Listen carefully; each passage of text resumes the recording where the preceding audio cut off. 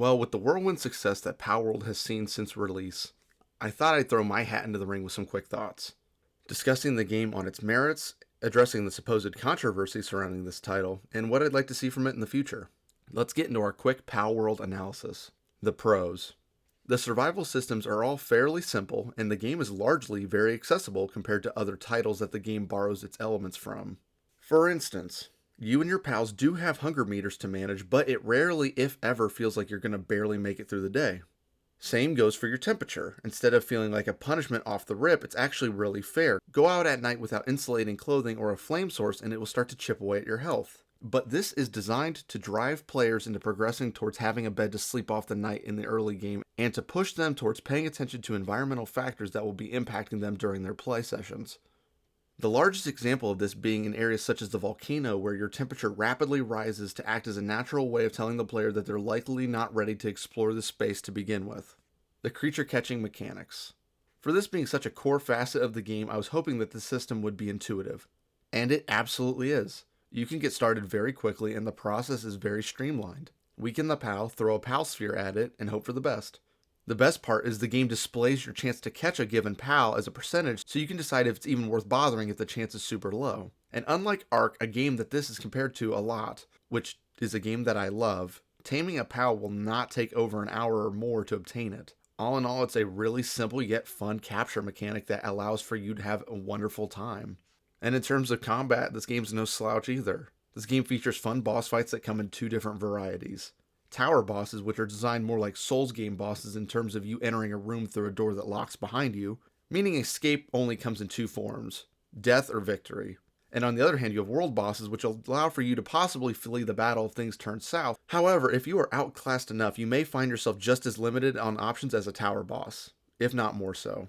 But I gotta say, there's one thing that both these fights do have in common. They're incredibly fun. I mean it, they're just fun to clear bosses. There's something satisfying about that mechanic.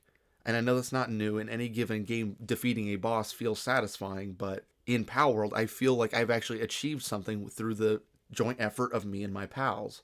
Now, are they the most complex Hall of Famer video game bosses? No, but they're not trying to be. They are just simply plain fun. The controversy. This game has been getting dragged through the mud for two major reasons online. People are claiming that too many designs bear too much resemblance to certain Pokemon and the alleged use of AI. Let me clarify now, at the time of this recording, there is no concrete backing to support either of these claims. However, if it does come out that designs are directly stolen or that AI was used to explicitly cut major corners of development and what have you, I will fully side against them. But so far, I don't think this is really going anywhere. The AI to me would be the more likely option out of the two, simply because I believe Nintendo would have swiftly investigated and acted accordingly following hearing about this game that got publicly announced in 2021. This title was a surprise industry release, so they would have had ample time to conduct any inquiries that they would deem necessary to ensure the protection of their branding and iconography.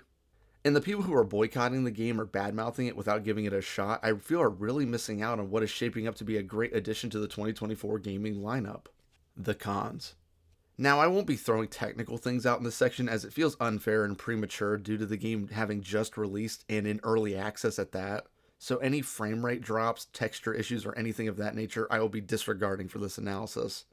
One slight frustration I will say I have is the 4-player limit on worlds that aren't dedicated servers. Now, these worlds are an improvement over how local Ark servers work, where in that game you are tethered to the host location and cannot stray very far from them. I understand that there are limitations of games, especially with worlds of this size. However, I feel like we could have the world limit increased to 6 or 8, and this would be a huge win for the game to accommodate slightly larger player groups. Another thing that can become tedious later on is the amount of resources that you need that come exclusively or nearly so from capturing PALs. To obtain them, you'd have to catch more than you would possibly need. And they already incentivize you to catch multiples of each PAL up to 10 to get XP boosts. So it feels excessive to ask for players to capture even more just to obtain certain resources. But a decent amount of recipes in the mid to late game require such an egregious amount of these resources, such as flame organs and whatnot. It does become a bit of a drag to keep going out and capturing low-level PALs of the correct type just to be able to progress your base. Hey there, it's me from the future. And some more stuff has come to light since I wrote the original draft of this script that I wanted to include. Mainly two major things. One, the devs have released a tentative content roadmap to better ensure the future of this game is a bright one, They aren't just going to ride the success of the launch and move on. They will be elevating the game to continue its path towards their ultimate vision, which is a great move on their part. I've always stood by community communication is key. Telling them what your plans are and when you're planning on doing it is huge for these experiences. And the second thing was that the community manager of Pocket Pal, the devs behind Palworld, addressed the decline in player count with a positive message that encouraged gamers to go play some other games if they felt like it, and that they shouldn't feel obligated to stand idly by waiting on Palworld to receive more content.